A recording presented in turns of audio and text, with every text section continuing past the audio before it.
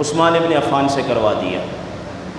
پہلی بیٹی کا جب انتقال ہوا، وصال ہوا، وفات ہوئی، تو دوسری بیٹی کا نکاح بھی کرا دیا۔ تو حضرت علی رضی اللہ تعالیٰ عنہ سے میرے آقا علیہ السلام کی ملاقات ہوئی، تو آپ علیہ السلام نے فرمایا، علی،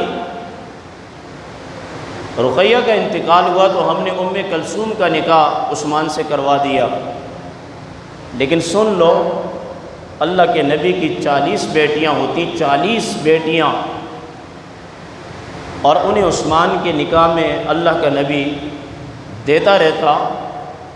ایک فوت ہوتی، دوسری بھی عثمان کی زوجہ بنتی، وہ فوت ہوتی، اور تیسری بھی زوجہ بنتی، وہ فوت ہوتی، چوتھی بھی عثمان کے نکاح میں آتی۔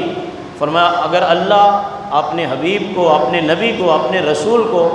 40 بیٹیاں دیتا تو میں عثمان کے عقد نکاح میں دیتا رہتا، میری بیٹیوں کا وصال ہوتا رہتا، اور عثمان کا گھر جو ہے وہ اللہ کے نبی کے خون سے بستا رہتا۔ فرمایا میری 40 بیٹیاں بھی ہوتی تو یکے بعد دیگرے میں عثمان بن عفان کے عقد نکاح میں دے دیتا۔ یہاں ایک بیٹی دینے کے بعد،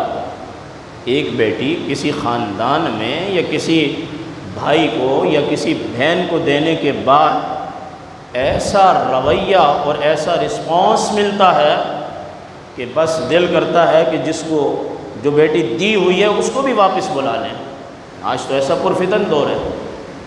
اللہ کرے کہ تمام مسلمانوں کی بچیوں کے گھر آباد رہیں۔ تو ظاہر سی بات ہے یہ وہ باپ جانتا ہے جس کی بیٹی جوان ہو کر اپنے گھر کو چلی گئی ہے، وہ باپ جانتا ہے، وہ اس درد کو جانتا ہے کہ میری بچی جوان ہو کر اپنے گھر چلی گئی ہے، وہاں اس کے ساتھ رویہ کیسا ہے۔ مناسب رویہ ہوگا تو دیگر بچیاں بھی اس خاندان میں بیائی جا سکتی ہیں، اور اگر داماد کا رویہ بیٹی کے ساتھ ٹھیک اور درست نہیں ہوگا تو آئندہ کے لیے رشتے منقطع بھی کیے جا سکتے ہیں، اور یہاں تک کہ جو جس کی شادی ہو چکی ہے، نکاح ہو چکا ہے، اسے بھی چھڑایا جا سکتا ہے اگر داماد حسن سلوک نہ کرے۔ تو اس سے یہ بات پتہ چلتی ہے کہ جہاں عثمان ابن عفان ایک بہترین تاجر تھے، بہترین خلیفہ تھے اور سب سے بڑے سخی تھے، وہاں اس بات کو سمجھنے کی کوشش کرنی چاہیے جوانوں کو